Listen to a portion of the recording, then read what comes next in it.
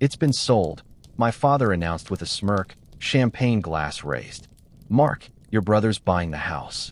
I froze, paintbrush still dripping onto the tarp beneath me. 3 months of renovation work surrounded me. Fresh drywall, custom cabinets I'd installed myself, the halfway finished hardwood floor I'd been laying all weekend. The family home I'd poured my savings into restoring, the one they'd promised would be mine after all this work. "What are you talking about?" My voice sounded hollow, distant. Around the dining room table, relatives avoided my eyes. All except my brother James, who raised his glass with that familiar entitled smile. 40,000, Dad continued, clapping James on the shoulder. "Cash deal. We sign tomorrow." The market value was easily 4 times that. My renovation work had added another 100,000 at least. "But you said," I started. "Said what?" Mom cut in, her tone icy. "We never put anything in writing, did we? You offered to help with renovations. We accepted." I stared at them, these people who'd raised me, as 30 years of memories twisted into something ugly. I'd emptied my savings account, $63,000, on materials. Taken a 3-month leave from my architecture firm. Slept on an air mattress in the living room, working 14-hour days. All because they'd said, "Fix it up and it's yours, son." Without a word, I placed the paintbrush carefully on the tray, wiped my hands on my jeans, and walked to my backpack in the corner. The dining room fell silent as I pulled out my phone, opened my banking app, and in 3 taps, canceled the remaining payments to the contractors scheduled for tomorrow. "Mark," my father's voice hardened. "What are you doing?" I looked up, meeting his eyes. "Stopping the plumbing work. The electrical upgrades. The roof repair." I shrugged. "My gift to the new owner." The doorbell rang. Perfect timing. I'd been expecting this. "Who's that?" James demanded. I didn't answer, just walked to the door and opened it. Sarah Chun, my ex-girlfriend, now one of Portland's top real estate attorneys, stood on the porch with her briefcase. "Right on time," I said, stepping back to let her in. "You can't do this," my father shouted, face reddening as Sarah laid out document after document on the dining table. The family celebration had transformed into a battlefield of papers, raised voices, and decades of manipulation finally exposed. "Actually, Mr. Donovan," Sarah replied with professional coolness, "your son has every legal right. These receipts show materials purchased solely by Mark. The loan documentation clearly indicates he's the only borrower. And these texts," she slid printed screenshots across the table, "show you explicitly promising him ownership." "Those were just conversations," Mom protested. "We never met." "Intent is quite clear here," Sarah countered. "And in Oregon, verbal contracts regarding property can be binding when there's evidence of significant investment and performance." I stood by the newly installed bay window, watching my family unravel. And Patricia, the only one who tried warning me about their plans, sat quietly in the corner, shaking her head. My brother James paced nervously, his earlier smugness replaced by growing panic. "We already have a purchase agreement," Dad insisted, pulling out a folded document. "James and I signed it last week." Sarah examined it, then looked up with a slight smile. "A conditional agreement pending inspection and title verification, neither of which has occurred." I remembered how eager they'd been to get me to start the renovations. How Dad kept saying the house needed work before they could pass it on. How Mom insisted I document every expense for tax purposes. It all made sense now. They'd been using me as free labor to increase the value before selling it to James at a cut rate. "Why?" I finally asked, turning to face them. "Why go through all this? Why not just sell it to him from the start?" "Because we needed the work done," my brother jumped in, his voice strained. "And you're the one with all the fancy architect connections. You got us premium materials at cost. Brought in your contractor buddies who gave family discounts. So you used me." "We used your resources," Mom corrected, as if that distinction mattered. "It's still staying in the family." I fingered the USB drive in my pocket, the one containing all the documentation, the texts, the verbal agreements recorded during our planning sessions that they didn't know about. The one I hadn't shown Sarah yet. "What do you want?" Dad finally asked, deflating slightly. "I want what was promised to me." "We can't afford to give you the house," he snapped. "We need that money for retirement. Then pay me for my work. Market rate for an architect's renovation services, plus materials, plus interest on my loan." I named a figure that made James choke on his drink.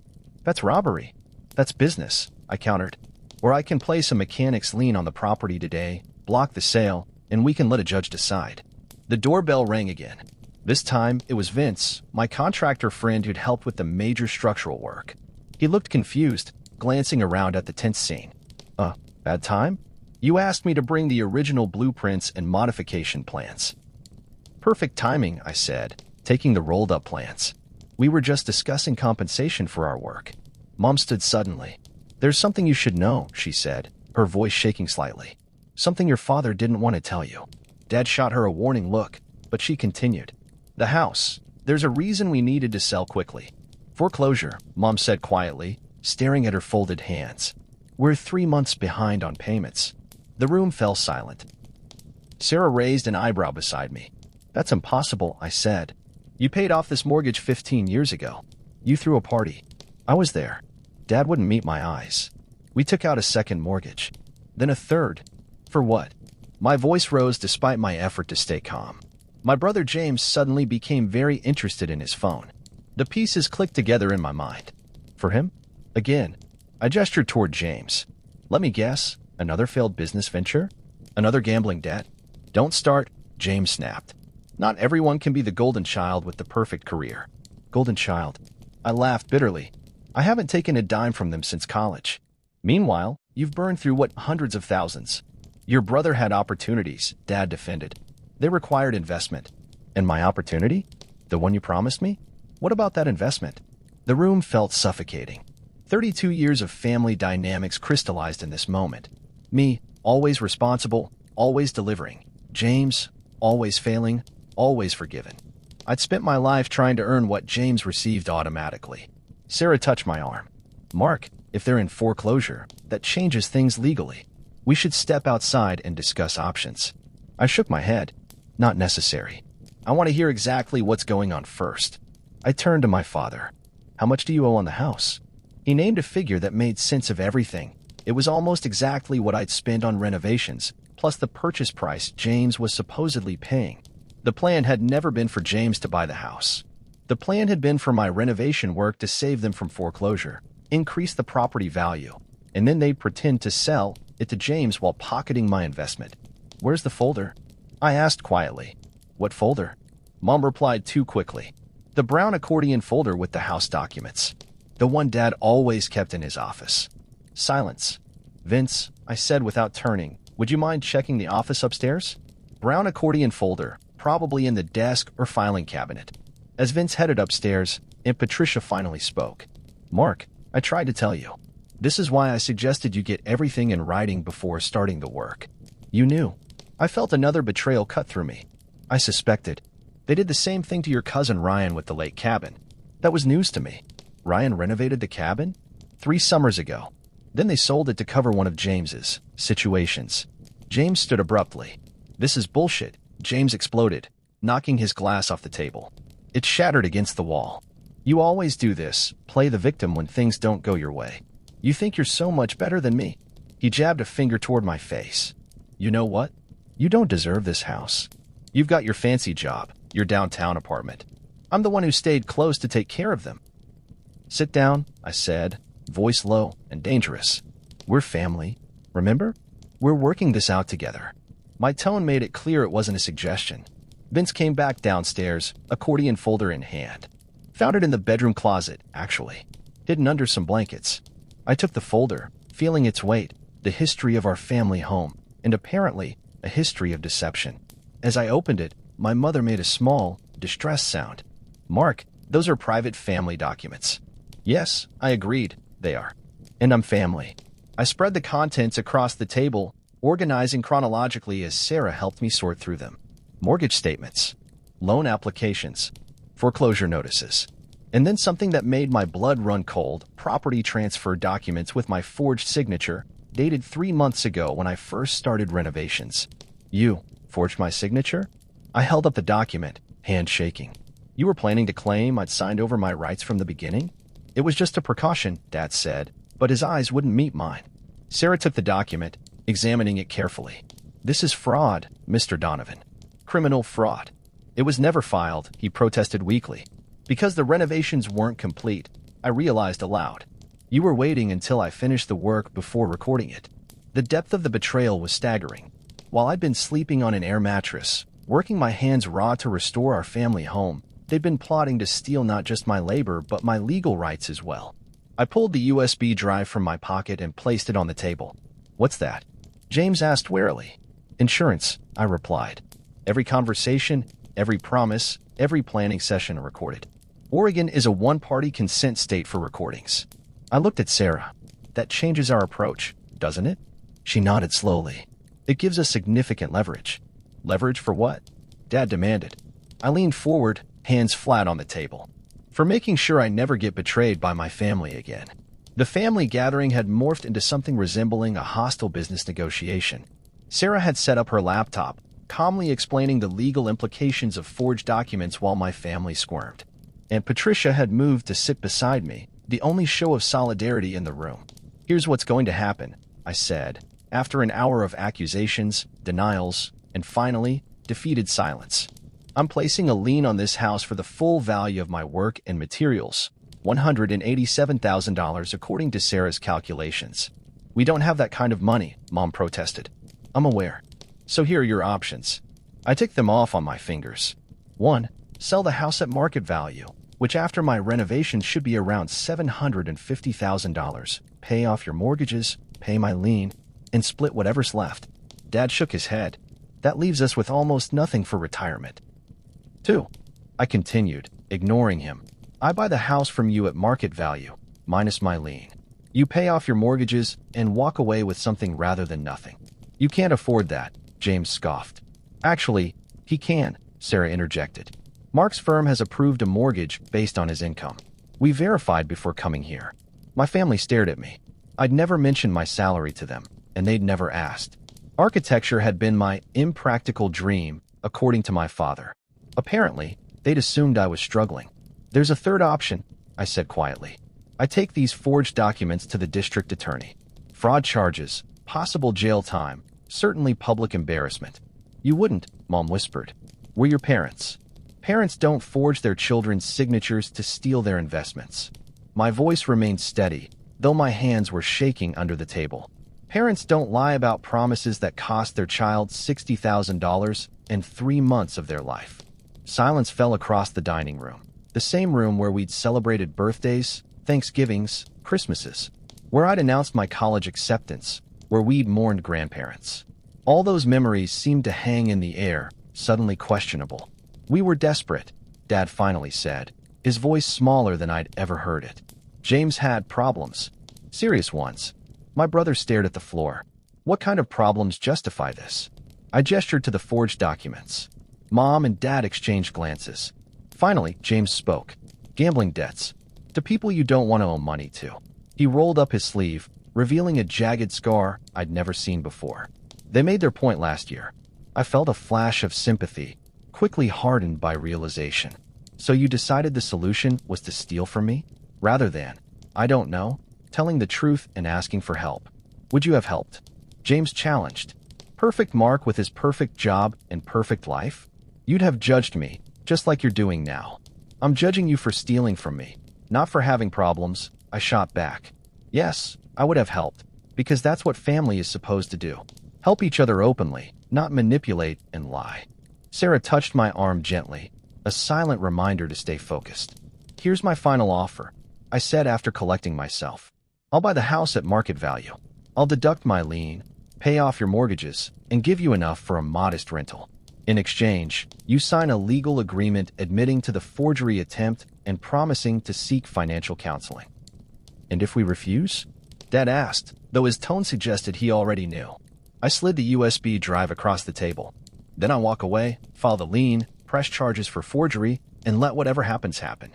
Your retirement, your relationship with me, your reputation in the community, gone." Mom began to cry quietly. Dad stared at the USB drive as if it might explode. "You have until tomorrow morning to decide," I said, standing. "Sarah will draw up the paperwork for either scenario." "And what about me?" James asked. "Where am I supposed to live if you take the house?" For the first time that day, I smiled, not from happiness, but from the sheer absurdity. "That's between you and them." My concern was this house, which I was promised, which I worked for, which I improved with my own hands. What happens to you is no longer my problem. I gathered my backpack, nodded to Sarah and Vince, and headed for the door. "Mark," my mother called after me, voice breaking. "You can't just walk away from family." I turned back one last time. "You're right. Family doesn't walk away from family. Family doesn't lie to family. Family doesn't steal from family. Remember that when you're making your decision." The door closed behind me with a quiet click, far gentler than the storm raging inside me. Morning light spilled through the windows of my downtown apartment as I stared at my phone. No calls. No texts. The deadline I'd given my family had passed 30 minutes ago. Sarah had warned me they might call my bluff. People who manipulate often underestimate others' willingness to enforce boundaries, she'd said. A lesson from our relationship that had ultimately ended it. I'd been too forgiving, too willing to see others' perspectives at the expense of my own. Not anymore. My phone rang, startling me, and Patricia's name flashed on the screen. "They're going with your offer," she said without preamble. "Your father asked me to call because, well, pride." I hadn't expected the surge of emotions, relief, vindication, and beneath it all, a persistent ache. They couldn't even call me themselves? "They're at the bank now, gathering the documents Sarah requested. I think they're in shock that you actually stood up to them." She paused. "I'm proud of you, Mark. It's long overdue. Thanks for trying to warn me. I should have been more direct." Regret tinged her voice. "But I thought maybe this time would be different. That they'd finally recognize everything you do for this family." I gazed out at the Portland skyline, steel and glass gleaming in the morning sun. "Will you be at the signing?" "If you want me there." "I do." Despite everything, I didn't want to face them alone. 3 hours later, I sat across from my family in Sarah's office downtown. The conference room's massive windows offered a view of the Willamette River, a neutral backdrop to the most difficult transaction of my life. My parents looked smaller somehow, diminished. James hadn't come. Another absence, another responsibility dodged. Or so I thought, until the conference room door burst open. "You're making a huge mistake," James announced, striding in with bloodshot eyes and yesterday's clothes. "This is elder abuse, forcing them to sign away their home." Sarah calmly raised a hand. "Mr. Donovan, this is a private legal proceeding. You're not a party to this agreement." "The hell I'm not." He slammed his hands on the table. "That house was promised to me too." "Dad, tell him." My father wouldn't meet his eyes. "James, please. We've made our decision." "Because he threatened you. Because he's gotten himself some fancy lawyer girlfriend." I remained seated, letting his tantrum play out. Pages were passed, explanations given, lines signed, all while James paced and protested.